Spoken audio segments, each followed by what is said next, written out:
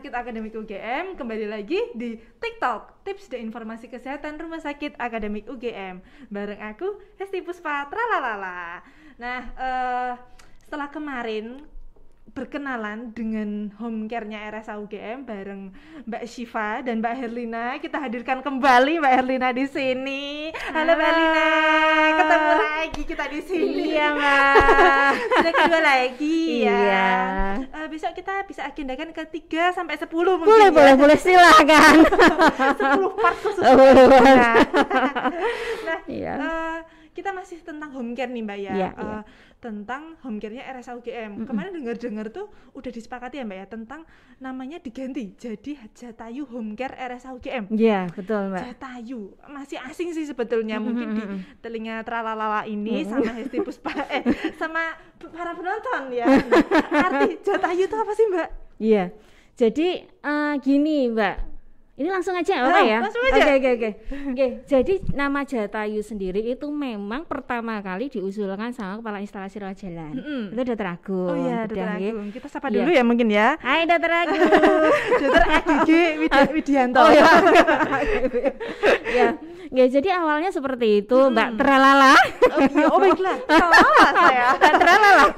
Nah, jadi awalnya gitu kan.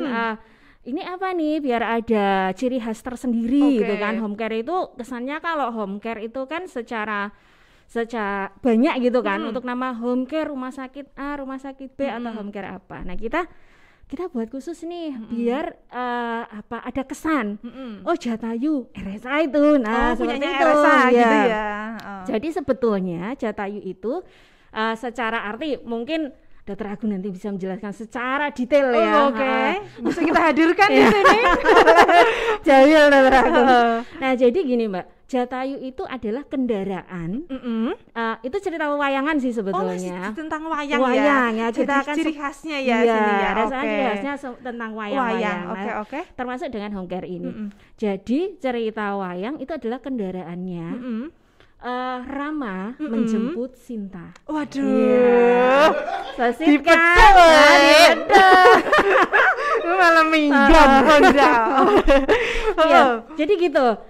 Kenapa? Oh, karena itu adalah kendaraan yang kita maknai bahwa home care itu sebagai kendaraannya untuk menjemput pasien menuju untuk kehidupan atau kesehatan seperti itu. Kita artikan gitu Mbak.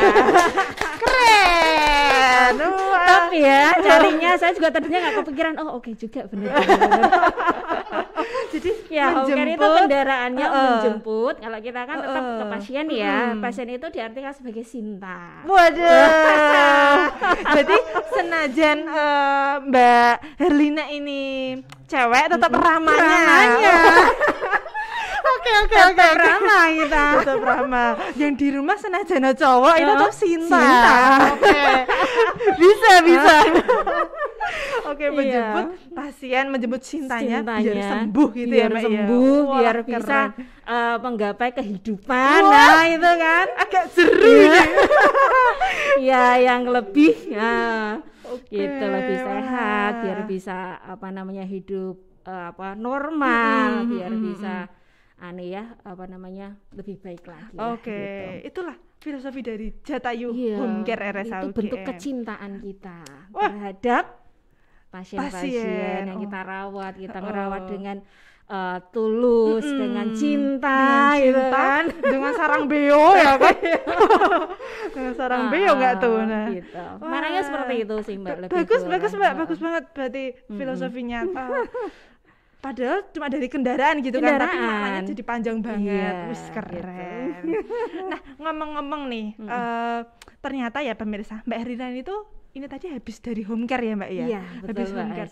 Habis home care katanya dari jam 7:30 langsung ke rumah pasien, langsung gage ke sini cuma buat menyapa ya, buat take di sini, langsung diselak kayak gitu ya. Nah, cerita dikit dong Mbak, tadi Mbak Herlina sudah menempuh berapa kilometer dan perawatannya di rumah pasien apa aja? Iya. Jadi pagi tadi sudah kita jadwalkan satu pasien karena memang kita sudah janjian gitu ya. Dengan cintanya ya. Nah, kita janjian sama Sinta tadi jam 7:30 gitu kan. Ya sudah, kita sampai sini, kita siapkan bla bla bla bla. Yang pertama biasanya memang kita kan sudah punya jadwal tuh. Ya si Sinta itu siapa aja yang mau dikunjungi gitu kan. Ada Sinta 1, Sinta 2. Iya, Sinta kita banyak gitu. Sintanya kan. banyak. Kemudian pertama yang kita siapkan biasanya kita lihat jadwal dulu besok siapa, lukanya seperti apa. Kita kan biasanya alat-alat sudah kita set khusus kan, karena alat kita memang harus steril yang kita bawa. Termasuk dengan kasanya. Biasanya kalau ini kan kita tujuannya tadi perawatan luka, tapi tidak hanya perawatan luka, paket perawatan luka aja yang kita bawa. Salah satunya adalah pemeriksaan tanda-tanda vital. Contohnya apa? Iya, contoh kita bawa tensi, kita bawa saturasi, kita bawa untuk Mbak, cek suhu gitu. Nah itu wajib kita periksa juga, gitu. Dan jika ada keluhan lain, misalkan pasien kok dengan riwayat gula, itu kita bawa juga sedikit DS untuk evaluasi jika pasien tidak ada, maksudnya belum ada jadwal kontrol ke dokter.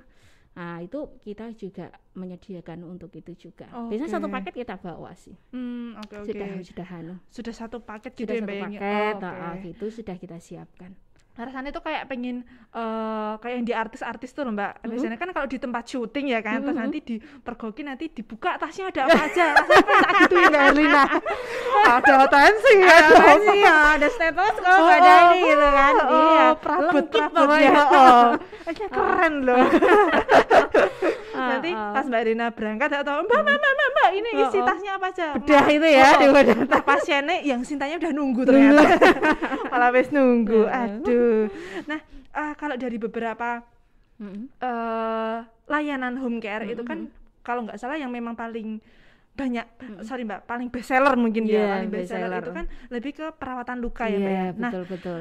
Perawatan luka itu ada gradingnya sendiri nggak sih Mbak yang bisa di home care kan? Jadi gini Mbak, untuk luka sendiri kan memang macam-macam. Ada luka hati. Nah itu yang kami belum mampu mengobatinya. Belum ada Mbak? Belum mampu itu. Mungkin kita agendakan untuk program selanjutnya ya. Jadi nanti ada penanganan luka hati ya Mbak. Engko tekan kono dililing dikutang-kutang. Gimana Mbak? Oke, jadi prinsipnya kita bisa menangani semua luka. Kemudian yang paling banyak itu kan luka biasanya ada stadiumnya, stadium 1, 2, 3, dan 4. Stadium ya Mbak? Iya, itu kan stadium. Stadium 1 itu ya kayak kita luka lecet, kegores itu tuh stadium 1. Itu pokoknya yang hanya epidermis atau bagian luar aja yang tersayat gitu kan. Itu satu, biasanya tuh nggak sampai home care kalau itu ya, biasanya dikasih obat sendiri gitu kan. Kemudian kalau yang stadium 2 itu agak lebih dalam tapi belum sampai ke dermis atau lapisan di bawahnya itu, antara epidermis dan dermis gitu ya. Nah itu juga pasien juga biasanya masih diobatin sendiri gitu kan, masih luka begitu kan, kadang seperti itu semono gitu kan. Nah biasanya yang terbanyak yang perlu perawatan khusus oleh tenaga medis atau tenaga yang profesional itu stadium 3 dan 4. 3 itu sudah mencapai dengan otot-ototnya. Yang 4 itu tulangnya udah kelihatan, tendonnya udah kelihatan. Nah itu jeru ya Mbak, udah jeru rasanya. Gitu. Oke. Berarti untuk saat ini yang paling banyak di home care kan itu 3 dan 4 stadiumnya. Nah kayak pengaruh ini Mbak, penyembuhan itu kan memang ada beberapa faktor ya Mbak ya untuk cepat lambatnya non sewu. Nah itu kan seperti usia, mungkin dengan penyakit penyerta mungkin ya Mbak ya. Nah pasiennya home care, Jatayu home care ini didominir usia berapa sih Mbak untuk perawatan luka sendiri? Jadi kebanyakan yang home care di Jatayu ini itu usia di atas 45 sampai 50. Kebanyakan itu. Dengan penyakit penyerta.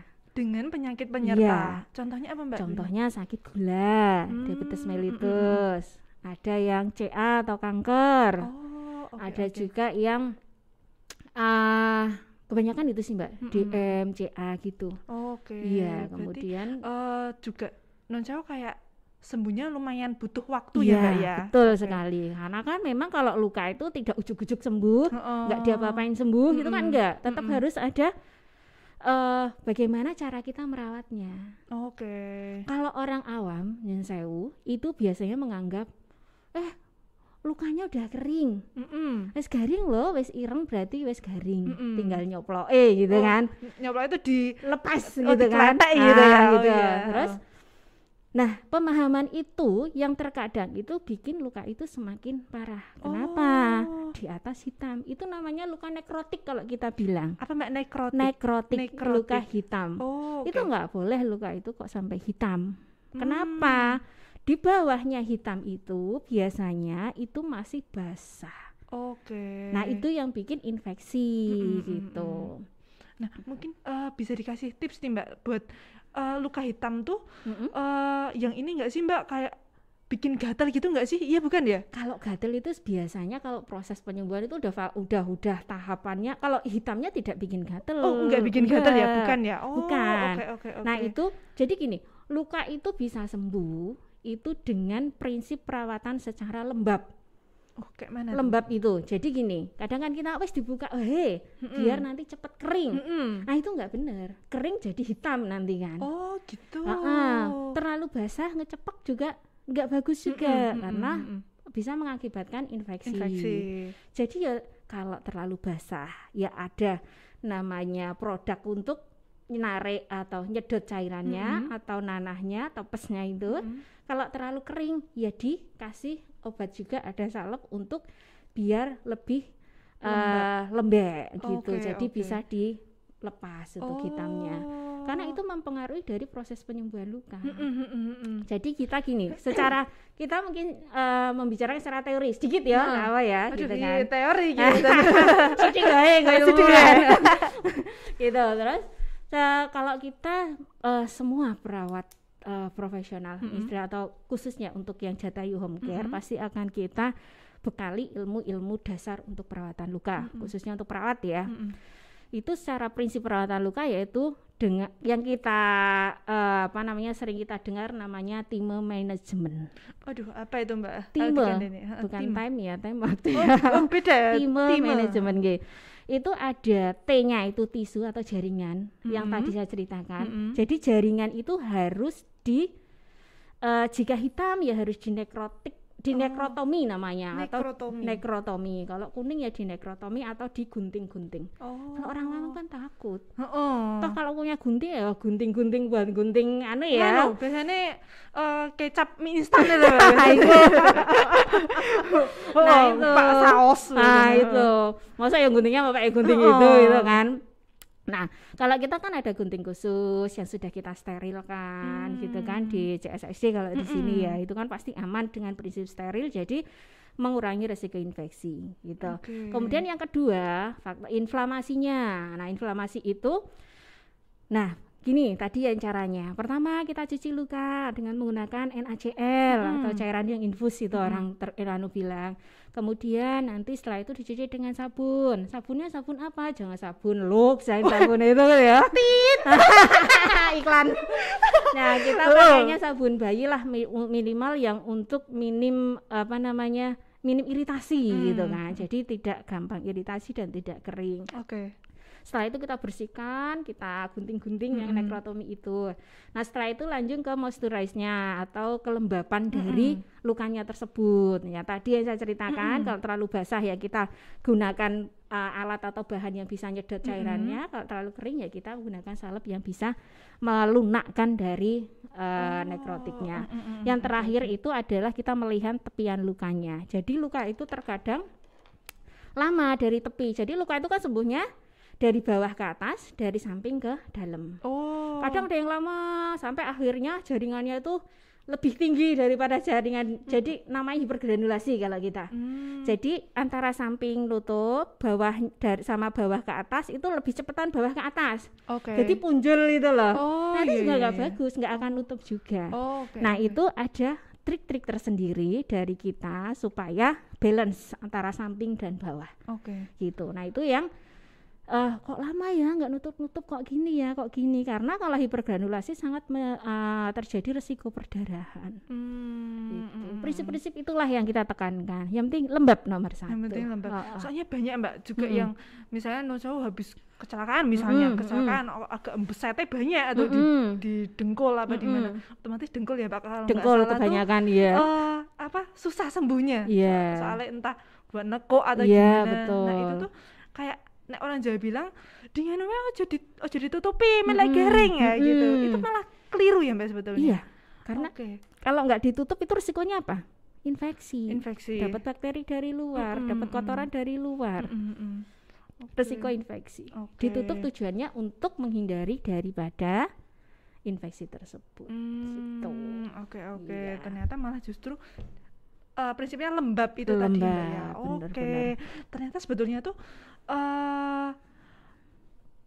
stepnya lumayan panjang ya Mbak ya untuk penanganannya itu ya. Mendingan home care aja ya kan. Ya, pasti kita jelaskan kok. Nggak mungkin ujuk-ujuk kita kesana langsung des enggak. Kita punya planning biasanya.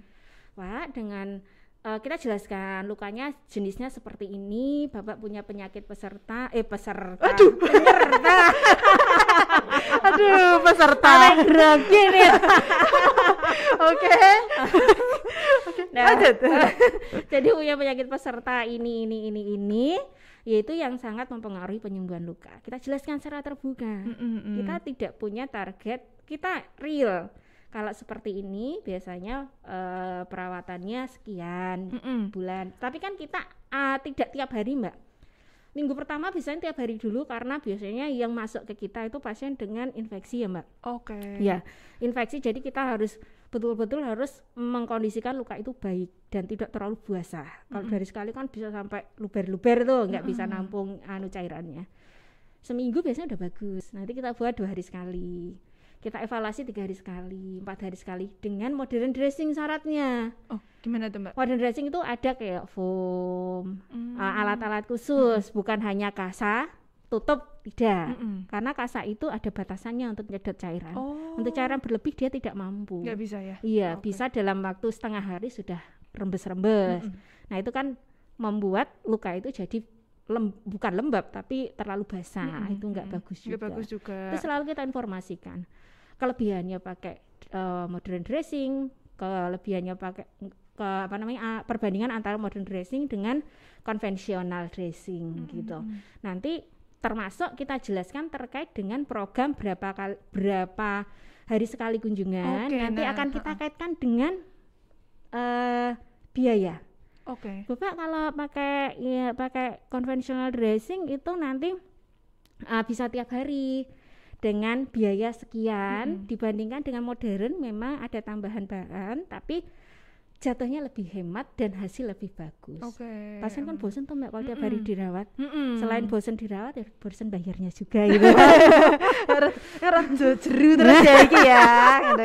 Kita memahami itu gitu kan. Makanya kita upayakan semaksimal mungkin supaya kos atau dari pengeluaran mereka itu tidak yang bisa diminimalis gitu. Mungkin berat di awal, akhir-akhir nanti sudah terlihat sekali untuk perbedaannya. Berarti tentang kayak apa ya Mbak, paket kunjungan atau apa ya Mbak ya, kunjungan itu tetap kangsenan dulu ya Mbak ya sama pasiennya. Karena kan keperluan itu kita kan antara pasien kan juga punya kepentingan kan. Betul. Mbak saya jam segini nggak bisa soalnya mau kesini, nggak apa-apa, nggak masalah. Ya kita menyesuaikan dengan pasien asal di dalam waktu pelayanan rumah sakit. Saya bisa jam 8 malam. Terima kasih Mbak. Ya itu. Punten. Iya, kita dalam rentang pelayanan. Selain gitu. Perawatannya juga agak banyak tadi, mendingan home care. Selain itu di home care Jatayu ini juga dijelaskan secara dari tindakan dan proses administrasinya mungkin ya Mbak ya. Termasuk foto, selalu kita dokumentasikan. Foto itu biasanya kita ada data mulai dari awal home care sampai dengan terakhir itu pasti kita foto, kita dokumentasikan nama siapa, tanggal berapa gitu ada dari awal. Nanti misalkan pasien saya mau lihat dong fotonya dari awal sampai terakhir kita merawat, itu kita kirimkan. Wis, keren. Jadi bisa membandingkan perkembangannya seperti apa. Terkadang kan kita nggak tahu karena tiap hari lihat tuh perawatan luka kok sak mini kayak gitu kan. Nah agaknya aduh kok nggak ada perubahan, tapi setelah melihat foto itu, oh iya gitu, ternyata ada, ternyata dulu seperti itu ya lukanya gitu. Nah itu yang untuk lihat evaluasinya. Gitu. Tujuannya untuk evaluasi itu evaluasi. Ya Mbak ya, foto itu. Oke. Nah lengkap banget ternyata dari satu layanan yang perawatan luka aja sekompleks ini, tapi betul-betul sejelas ini. Sekarang tuh apa-apa ya Mbak ya, kalau diungkapkan tuh bener-bener ya ampun seenak itu, berarti itu enak banget berarti. Berarti kalau selengkap itu berarti lengkap banget. Oke. Nggak paham lagi selengkap itu. Nah oke, lanjut nih Mbak. Nah belum lama ini kan aku juga tengok di statusnya Mbak Herlina itu yang tentang habis swab home care ke beberapa pejabat UGM kalau nggak salah ya. Betul. Mungkin bisa di-share nih Mbak pengalamannya waktu di sana gimana gitu? Jadi gini Mbak, alhamdulillah ya home care Jatayu itu mendapatkan kepercayaan di hati para pejabat UGM, salah satunya Pak Rektor, Pak Wakil Rektor, kemudian para dosen UGM. Kebanyakan mereka untuk beliau-beliau itu untuk pelayanan home care swab PCR terutama untuk keperluan dinas. Gitu kan sangat memudahkan sekali. Kami datang ke kantor datang ke rumah juga. Iya gitu, jadi tidak mengganggu aktivitas beliau-beliau yang memang sangat sibuk. Bisa bayangkan kalau misalkan itu mungkin salah satu pelayanan plus kita ya. Artinya itu sebenarnya bukan hanya untuk para pejabat juga sih, untuk masyarakat umum, untuk teman-teman semua itu kita bisa ya Mbak ya. Sangat bisa. Jadi memang tujuan kita supaya tidak mengganggu daripada aktivitas para bapak ibu, maksudnya untuk pelayanan seharian, maksudnya untuk dalam bekerja kan. Kalau bapak rektor, bapak wakil rektor tahu sendiri sibuknya seperti apa. Nah misalkan selo jam berapa? Oh selonya jam 11. Ya sudah, oke, kita ke sana jam 11. Insya Allah pasti akan kita atur waktunya. Karena swab juga kan nggak lama tuh Mbak. Dan kita atur untuk misalkan keperluan dinas, besok terbang, besok pagi jam sekian. Oh ya udah, berarti ambil sampel sebelum jam 12 misal. Nanti biar nanti malam sudah jadi hasilnya gitu. Kita akan sesuaikan gitu. Selain home care ini lengkap, juga fleksibel ya Mbak. Fleksibel waktunya sesuai dengan jam kerja. Ya. Nah itu juga hasil yang swab PCR itu langsung connecting langsung ini ya dengan Peduli Lindungi. Betul. Jadi kan saya nggak tahu, kayaknya pernah dengar itu ya yang apa itu swab mandiri, maksudnya mandiri sendiri itu ya. Nah, benar nggak sih itu? Sebetulnya aku juga nonton kalau nggak salah di YouTube atau di sosial media yang lain itu tuh booming banget swab mandiri di rumah, dalam artian dia itu nyolok sendiri itu. Iya.